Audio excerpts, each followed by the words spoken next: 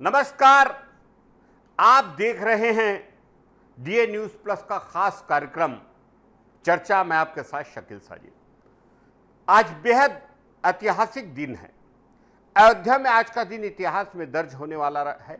राम मंदिर के शिखर पर धर्म ध्वजा फहराई गई और इस खास पल को देखने के लिए पूरा अयोध्या शहर जैसे ठहर गया हो। रामलला की प्राण प्रतिष्ठा के ठीक 673 दिनों बाद प्रधानमंत्री नरेंद्र मोदी और आरएसएस प्रमुख मोहन भागवत जी ने मंदिर के शिखर पर 2 किलो की केसरिया ध्वजा फहराई। ठीक 11:50 पर अभिजीत मुहूर्त में बटन दबाया गया और 161 फीट ऊंची शिखर पर धर्म ध्वजा लहराने लगी। जैसे ही ध्वजा ऊपर पहुंची, माहौल में ऐसी भक्ति और ऊर्जा महसूस हुई कि देखने वाले भी बेहद भावुक हो गए, जज्बाती हो गए। प्रधानमंत्री मोदी भी इस पल में अपने भाव रोक नहीं पाए और हाथ जोड़कर ध्वजा को प्रणाम किया। ध्वजारोहण से पहले पीएम मोदी पहली बार राम मंदिर की पहली मंजिल पर बने राम दरबार पहुंचे, जहां उन्होंने मोहन भागवत के साथ पूजा और आरती की। पीएम रामलला के लिए खास तौर पर वस्त्र और चंवर लेकर आए थे। इसके बाद उन्होंने रामलला के दर्शन किए, सप्त ऋषियों के दर्शन किए, भगवान शेष अवतार लक्ष्मण की पूजा की और मंदिर परिसर में बने जलाशय को भी देखा। उनके चेहरे पर पूरे वक्त एक अलग ही शांति और जज्बात साफ दिखाई दे रहे थे, जैसे लंबे इंतजार के बाद कोई सपना सच होता है। इससे पहले पीएम मोदी ने साकेत कॉलेज से राम जन्मभूमि तक करीब 1.5 किलोमीटर का रोड शो भी किया। रास्ते में स्कूली बच्चों ने उनके काफिले पर फूल बरसाए और हर थोड़ी दूरी पर महिलाएं आरती उतारकर उनका स्वागत करती रहीं। पूरा शहर मानो त्योहार की तरह सजाया गया। अयोध्या को लगभग 1000 क्विंटल फूलों से सजाया गया है। हर तरफ खुशबू, रंग और रोशनी ही रोशनी है। हिफाजत की बात करें तो मंदिर परिसर को 5 लेयर की सुरक्षा में रखा गया है। एटीएस और एनएसजी कमांडो ने पूरे क्षेत्र को घेर रखा है। साथ ही एसपीजी, सीआरपीएफ और पीएसी के जवान भी हर जगह तैनात हैं। देश भर के बड़े बड़े मठों के संत आज राम मंदिर पहुंचे। हालांकि शंकराचार्य इस कार्यक्रम में शामिल नहीं हुए। पहले यह भी खबर थी कि अमिताभ बच्चन सहित कई बॉलीवुड सितारों को न्योता दिया गया है, लेकिन अब तक कोई नहीं पहुंचा है। आज सुबह रामलला की विशेष आरती की गई। आज रामलला ने सोने और रेशमी धागों से पहने माफ कीजिएगा बने पीताम्बर वस्त्र धारण किए। मंदिर पर लगी धर्म ध्वजा भी काफ़ी खास है। इसे ऐसे बनाया गया है कि भयंकर तूफान और तेज हवाओं में भी ये सुरक्षित रहेगी और हवा बदलने पर बिना उलझे खुद ब खुद सही दिशा में घूम जाएगी। ध्वजा जिसे दंड पर लगाई गई है, उस पर 21 किलो सोना मढ़ा गया है। यह ध्वजा करीब 4 किलोमीटर दूर से भी साफ नजर आएगी। कुल मिलाकर आज का दिन अयोध्या के लिए, देश के लिए और करोड़ों राम भक्तों के लिए बेहद खास। हजारों सालों की आस्था, पीढ़ियों की प्रतीक्षा और एक लंबे इंतजार के बाद राम मंदिर पूरी तरह संपूर्ण हो गया। माहौल में भक्ति भी थी, उत्साह भी था और एक गहरी भावनात्मक अनुभूति जिसे शब्दों में बयान करना मुश्किल है। अयोध्या सच में दीप्तिमान और अलौकिक दिखाई दे रही है। आज आगे बढ़ते हैं। कल हिंदुस्तान की फिल्म इंडस्ट्री ने एक बेहद शानदार, बेहद खूबसूरत गबरू जवान, बहुत शानदार अभिनेता हीमैन धर्मेंद्र को खो दिया। लंबी बीमारी के बाद 24 नवंबर को अभिनेता ने अंतिम सांस ली और आईएनएस ने इस खबर की पुष्टि भी की है। बता दें, बीते कई दिनों से उनके निधन को लेकर मीडिया में बातें हो रही थी। हाल ही में तो गलत अफवाह पर देओल परिवार मीडिया पर भड़क भी गया था। धर्मेंद्र 89 साल के थे और कुछ दिनों पहले खबर आई थी कि तबीयत बिगड़ी है। हालांकि परिवार ने अस्पताल से बिना को घर लेकर आ गए। अभी तक वहीं पर इलाज चल रहा था। धर्मेंद्र के घर के बाहर जैसे ही एम्बुलेंस पहुंची और शमशान घाट में सिक्योरिटी को देखकर लोगों की आंखों में आंसू आ रहे थे, तो बस आधिकारिक ऐलान का इंतजार था। फिलहाल हिंदी फिल्म इंडस्ट्री का ये चमकता सितारा अब इस दुनिया में नहीं रहा। धर्मेंद्र ने अपने कैरियर में एक से बढ़कर एक शानदार फिल्में की। 1960 में अपने फिल्मी कैरियर की शुरुआत करते ही छा गए। पंजाब के एक छोटे से परिवार, किसान परिवार से आने के बाद किसी को पता नहीं था कि एक जट एक दिन बॉलीवुड का हीमैन बन जाएगा। वो मुंबई आए और देखते ही देखते स्टार बन गए। धर्मेंद्र ने हर तरह के किरदार निभाया, रोमांटिक हीरो से लेकर दमदार एक्शन स्टार। लोगों के दिलों में बस गए। दिवंगत अभिनेता ने अपने कैरियर में 300 से ज़्यादा फिल्में की, इनमें शोले समेत कई फिल्में ऐसी थी जो आज भी याद की जाती है। वहीं इस हफ्ते की शुरुआत में बॉलीवुड एक्टर शत्रुघ्न सिन्हा और उनकी पत्नी पूनम सिन्हा ने धर्मेंद्र से मुलाकात की थी। शत्रुघ्न सिन्हा ने हेमा मालिनी के साथ एक फोटो शेयर कर लिखा था कि वे अपने बड़े भाई धर्मेंद्र का हाल जानने पहुंचे थे। इससे पहले भी फिल्म इंडस्ट्री के कई सितारे धर्मेंद्र से मिलने पहुंचे थे। अस्पताल में भर्ती रहने के दौरान शाहरुख खान, सलमान खान, अमीषा पटेल, आमिर खान, गोविंदा सहित बहुत सारे स्टार्स उन्हें देखने पहुंचे। इसके अलावा अमिताभ बच्चन भी धर्मेंद्र के घर पहुंचे, उनका हालचाल पूछा। धर्मेंद्र का फिल्मी करियर करीब करीब 65 साल रहा। उन्होंने 1960 में दिल भी तेरा हम भी तेरे से डेब्यू किया और इसके बाद शानदार फिल्म शोले, चुपके चुपके, सीता और गीता, धर्मवीर, फूल और पत्थर, जुगनू, यादों की बारात जैसी कई सुपरहिट फिल्में दी। 2023 में रॉकी और रानी की प्रेम कहानी में उनका किरदार भी चर्चा में रहा। उनकी आखिरी फिल्म इसी साल 25 दिसंबर को रिलीज होगी, जिसमें वे अमिताभ बच्चन के नाती अगस्त नंदा के पिता का किरदार निभा रहे हैं। धर्मेंद्र के निधन के बाद देओल परिवार काफ़ी दुखी है। फैंस लगातार सोशल मीडिया पर अभिनेता की आत्मा की शांति के लिए प्रार्थना कर रहे हैं। और एक बेहद चमकदार सितारा चला गया, मेरे महबूब तुझे सलाम। धर्मेंद्र को डीए न्यूज़ प्लस परिवार, एमडी अरुण भद्रा और मेरे शकील साजिद के द्वारा विनम्र श्रद्धांजलि। आप हमेशा हमें याद रहोगे, बरसों याद रहोगे। आगे बढ़ते हैं। एक बड़ी खबर आई है। राजधानी दिल्ली के इंडिया गेट पर एक प्रदर्शन के दौरान नारेबाजी का विवाद सामने आया है। यहां प्रदूषण और जहरीली हवा के खिलाफ प्रदर्शन कर रहे छात्रों के समूह ने अचानक नक्सली कमांडर मांडवी हिड़मा और मायावतियों के समर्थन में नारे लगाना शुरू कर दिया। छात्रों ने हिड़मा अमर रहे और जल जंगल जमीन की लड़ाई जिंदाबाद जैसे नारे लगाए। ये वीडियो सोशल मीडिया पर तेजी से वायरल हो गया और लोगों के बीच चर्चा का विषय बन गया। प्रदर्शन के दौरान छात्रों ने केंद्र और दिल्ली सरकार के खिलाफ भी नारेबाजी की। उनका कहना था कि दिल्ली में सिर्फ प्रदूषण बढ़ रहा है और सरकार जनता की हित की बजाय प्रॉफिट के लिए, फायदे के लिए काम कर रही है। छात्रों ने यह भी कहा कि देश में ऐसा मॉडल लाने की जरूरत है जैसा माओवादी बस्तर और बीजापुर में लागू करते हैं और जल जंगल जमीन की लड़ाई को आगे बढ़ाने की जरूरत है। ऐसा बताया जा रहा है कि माओवादी नीतियों को सही मानते हुए उसे जनता के हित में बताते नजर आए। दिल्ली पुलिस ने तुरंत इस मामले में कार्रवाई की। पुलिस के अनुसार प्रदर्शन में करीब 50 लोग थे, जिनमें से कुछ चले गए, लेकिन लगभग 30 लोग सड़क पर प्रदर्शन कर रहे थे और ये सड़क जाम का कारण बना। जब पुलिस ने उन्हें सड़क से हटाने की कोशिश की तो कुछ प्रदर्शनकारियों ने पुलिस कर्मियों पर पेपर स्प्रे का इस्तेमाल किया, ऐसा बताया जा रहा है। इस वजह से कई पुलिसकर्मी चोटिल हुए और राहगीरों को भी परेशानी का सामना करना पड़ा। पुलिस ने 12 से ज़्यादा छात्रों के खिलाफ केस दर्ज कर मामले की जांच शुरू कर दी। ये प्रदर्शन ऐसे वक्त में हुआ जब छत्तीसगढ़ आंध्र प्रदेश बॉर्डर पर 18 नवंबर को सुरक्षा बलों ने मांडवी हिड़मा और उसकी पत्नी सहित 7 नक्सलियों को ढेर कर दिया। मांडवी हिड़मा ने अपने 35 साल के नक्सली जीवन में 300 से अधिक लोगों की हत्या की, जिनमें ज़्यादातर जवान शामिल थे। वह 76 सीआरपीएफ जवानों की हत्या का मास्टरमाइंड था और राहत शिविर में 31 लोगों को जिंदा जलाकर मारने की वारदात को अंजाम दे चुका था, ऐसा बताया जाता है। दिल्ली पुलिस ने बताया कि प्रदर्शन के दौरान कुछ संदिग्ध गतिविधियां भी हुई। पुलिस का कहना है कि प्रदर्शन का असली उद्देश्य प्रदूषण के खिलाफ आवाज़ उठाना था, लेकिन कुछ छात्रों ने नक्सली नारे लगाने शुरू कर दिए। इससे माहौल तनावपूर्ण हो गया, सड़क पर यातायात बाधित हो गया। सोशल मीडिया पर वायरल हुए वीडियो ने स्थिति बढ़ा दी। युवा प्रदर्शन जैसे गंभीर मुद्दों को आवाज़ उठाना चाहते थे, लेकिन जब वह नकारात्मक या हिंसक नारेबाजी के साथ जुड़ जाता है तो स्थिति गंभीर हो जाती है, ऐसा पुलिस का मानना है। कौन कौन से छात्र इस मामले में सीधे शामिल थे, ऐसा पुलिस देख रही है। ये घटना देश भर में चर्चा का विषय बनी और लोगों की निगाहें दिल्ली पुलिस की कार्रवाई पर टिक गई। बहरहाल इस बात में कोई शक नहीं है कि बहुत तेज़ी से लोगों ने सर्च कर इस वायरल वीडियो को देखा और बहुत सारे लोग यानी इस मामले में रुचि ले रहे हैं। आगे बढ़ते हैं। बड़ी अच्छी खबर, जस्टिस सूर्यकांत ने भारत के 53वें मुख्य न्यायाधीश के रूप में शपथ ले ली है। गवई जी की जगह वो नए मुख्य न्यायाधीश बनेंगे। उनका जन्म हरियाणा के हिसार में हुआ। वे इस पद तक पहुंचने वाले हरियाणा के पहले शख्स हैं। राष्ट्रपति भवन में समारोह में राष्ट्रपति द्रौपदी मुर्मू ने उन्हें शपथ दिलाई। मौके पर प्रधानमंत्री मोदी, कई केंद्रीय मंत्री भी मौजूद रहे। पूर्व सीजेआई बी.आर. गवई की सिफारिश के बाद 30 अक्टूबर 2025 को उनके नाम को मंजूरी मिली।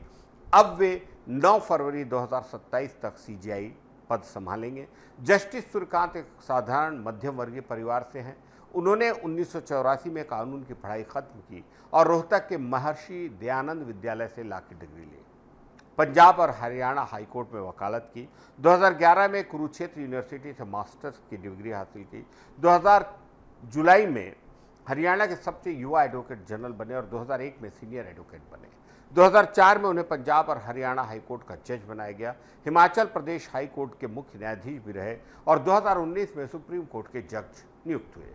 सुप्रीम कोर्ट में उन्होंने कई अहम मामलों की सुनवाई की है। अनुच्छेद 370 हटाने के फैसले की सुनवाई करने वाले बेंच में वे शामिल थे, जिसमें अदालत ने सरकार के फैसले को बरकरार रखा और राज्य में जल्दी चुनाव करवाने की बात कही थी। राजद्रोह कानून पर सुनवाई में उनकी बेंच ने पुराने कानून के तहत नए मामले दर्ज करने पर रोक लगाई थी। राज्यों के विधेयक से जुड़े मामलों में राज्यपाल और राष्ट्रपति की शक्तियों पर टिप्पणी करने वाली बेंच में भी वे शामिल रहे।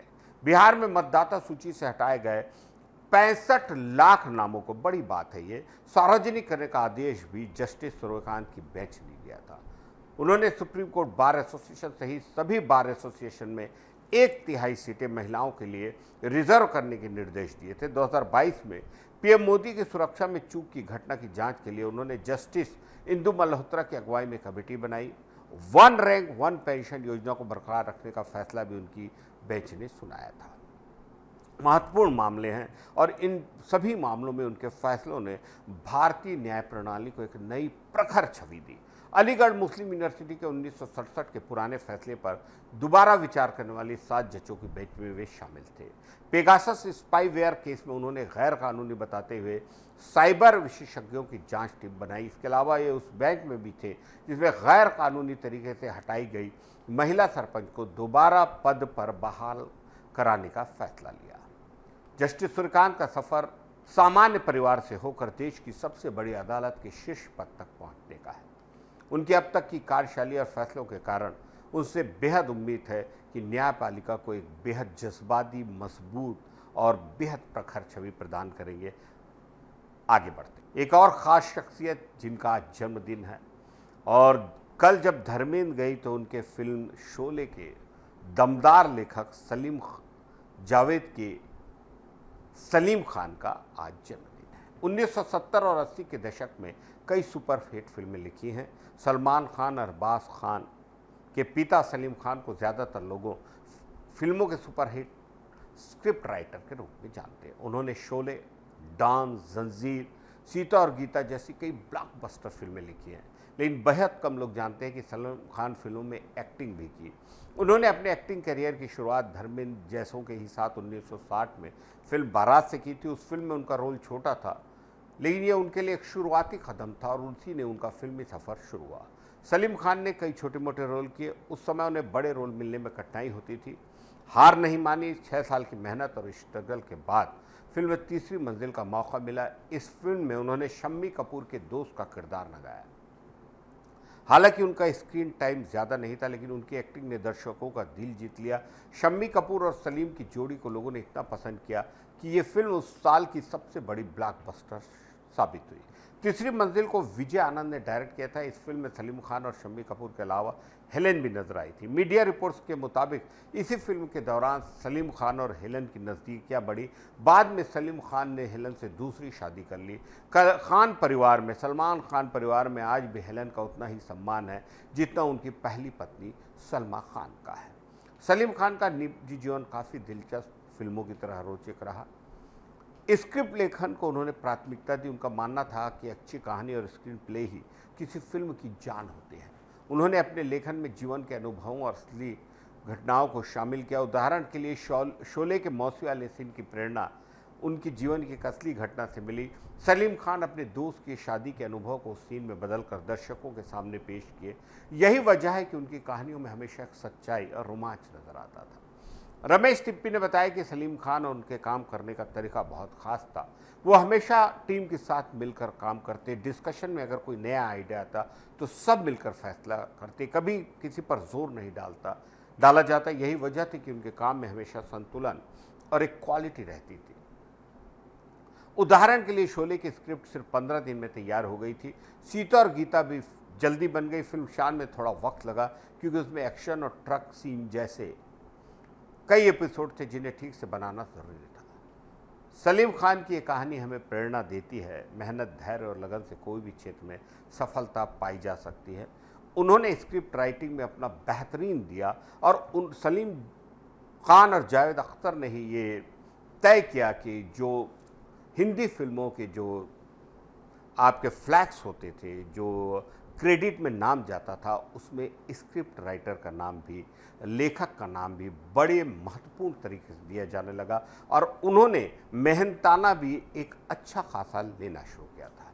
तीसरी मंजिल जैसी फिल्मों ने उन्हें इंडस्ट्री में यादगार बना दिया।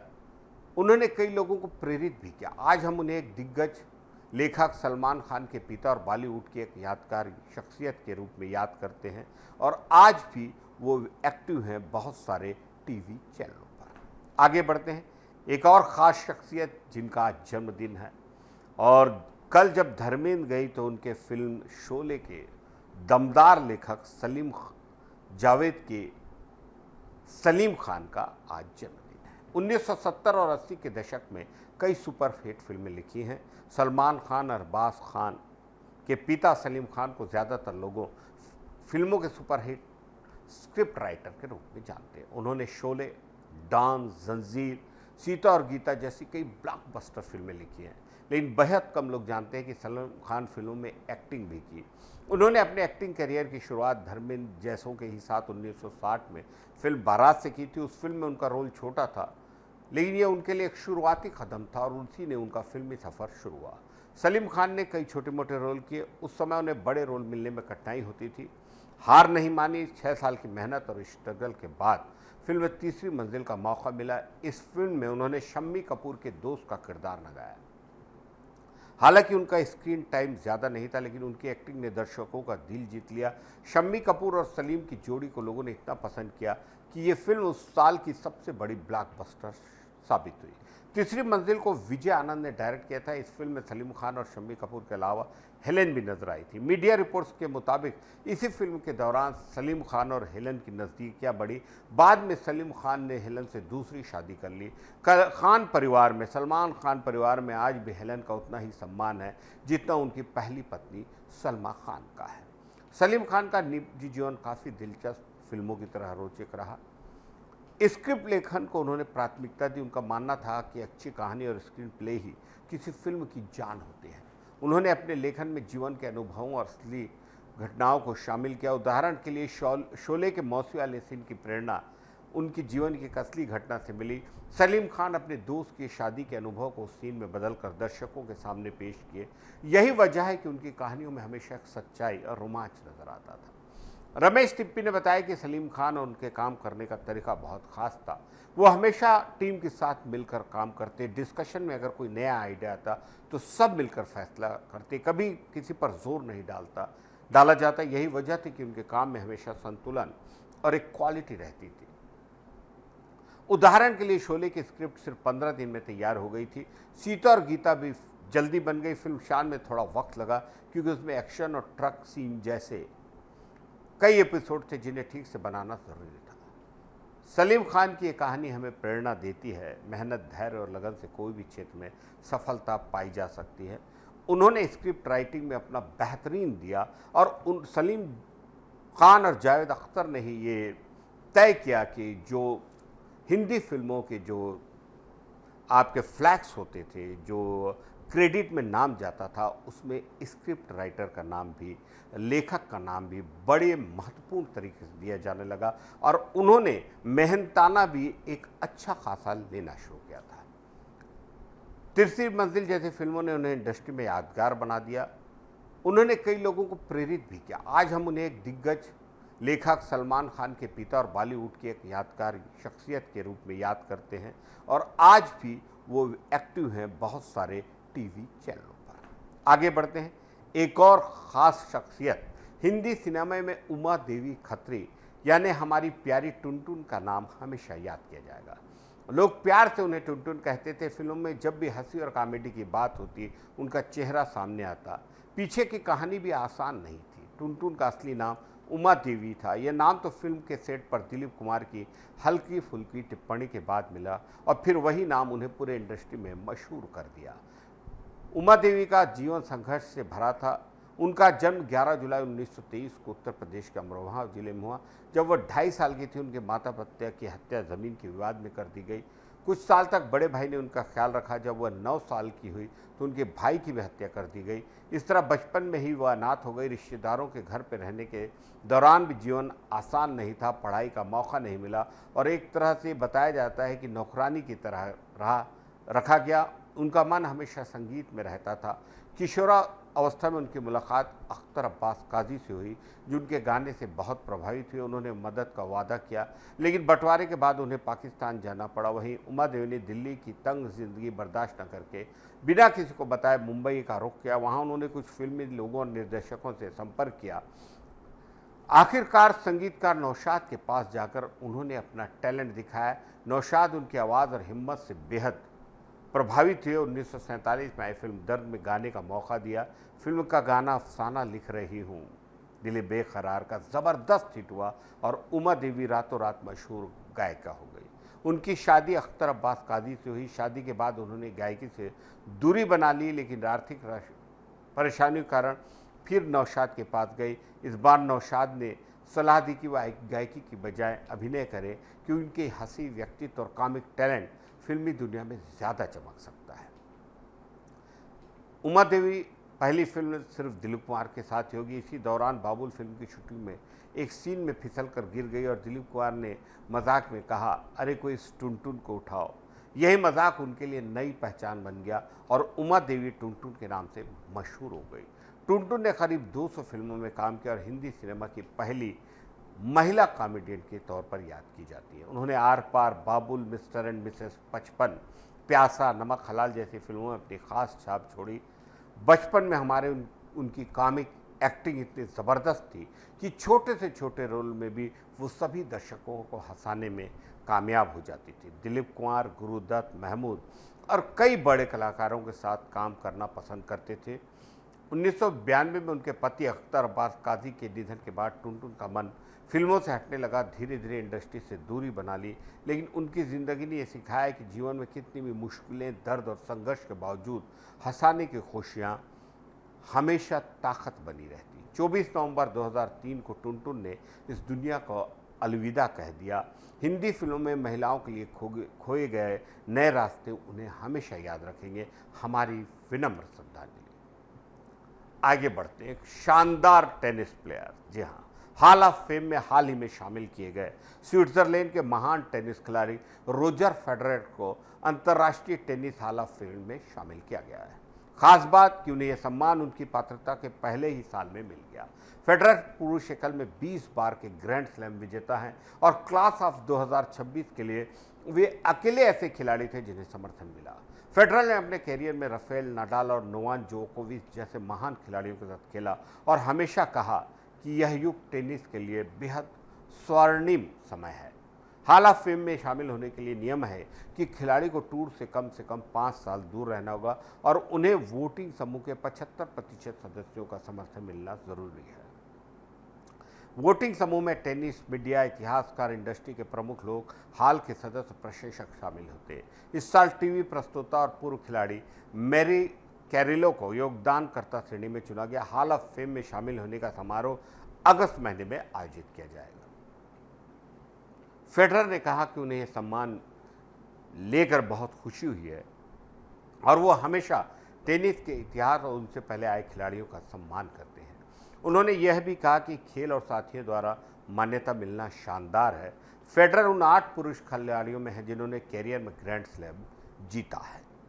उन्होंने विंबलडन 8 बार, ऑस्ट्रेलियाई ओपन 6 बार, यूएस ओपन 5 और फ्रेंच ओपन में 1 बार खिताब अपने नाम किया है। रोजर फेडरर का खेल और उनकी उपलब्धियां टेनिस दुनिया में हमेशा याद रखी जाएंगी। उनके कैरियर में नए मिसाल कायम की और युवा खिलाड़ियों के लिए प्रेरणा स्रोत बने। खेलने का तरीका, जीतने का जुनून और सबसे बढ़कर खेल भावना ने उन्हें सिर्फ टेनिस स्टार नहीं बल्कि हमेशा याद करने वाला महान खिलाड़ी बना दिया। हॉल ऑफ फेम में उनका शामिल होना उनकी मेहनत और खेल के प्रति समर्पण को सम्मान देने जैसा है। और आने वाले दौर में एक से एक शानदार खिलाड़ी आएंगे, लेकिन इसमें कोई शक नहीं कि रोजर फेडरर जैसा होना बेहद मुश्किल है। इजाज़त दीजिए शकील साजिद को, आज के लिए इतना ही। नमस्कार।